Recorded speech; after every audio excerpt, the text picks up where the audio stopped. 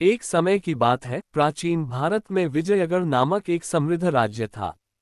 वहां के राजा विक्रम सिंह अपनी वीरता और न्यायप्रियता के लिए प्रसिद्ध थे। उनकी रानी रुक्मिणी अपनी अद्वितीय सुंदरता और बुद्धिमत्ता के लिए जानी जाती थी। दोनों का प्रेम पूरे राज्य में मिसाल था।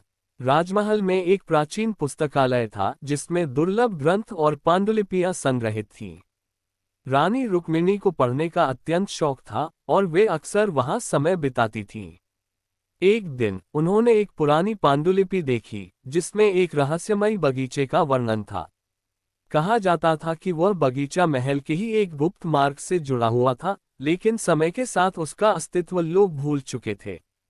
रानी ने राजा विक्रम सिंह को उस पांडुलिपि के बारे में बताया और दोनों ने मिलकर उस गुप्त मार्ग की खोज करने का निर्णय लिया। कई दिनों की खोज के बाद उन्हें महल के तहखाने में एक छिपा हुआ द्वार मिला।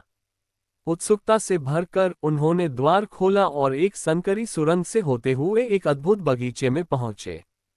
बगीचा खिले हुए फूलों, मधुर संगीत और सुगंध से भरा था।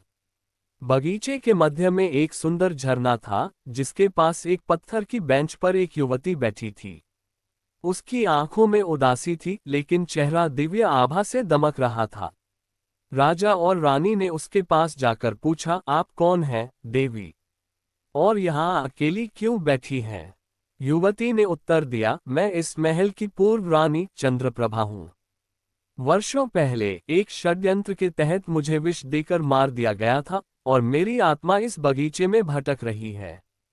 मैं तभी मुक्त हो सकती हूँ जब कोई सच्चा प्रेमी युगल यहाँ आकर मेरी कहानी सुने और मेरी आत्मा की शांति के लिए प्रार्थना करे।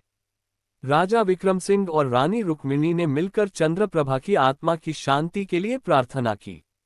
उनकी सच्ची भक्ति और प्रेम के प्रभाव से चंद्रप्रभा की आत्मा मुक्त हो गई और आकाश में विलीन हो गई।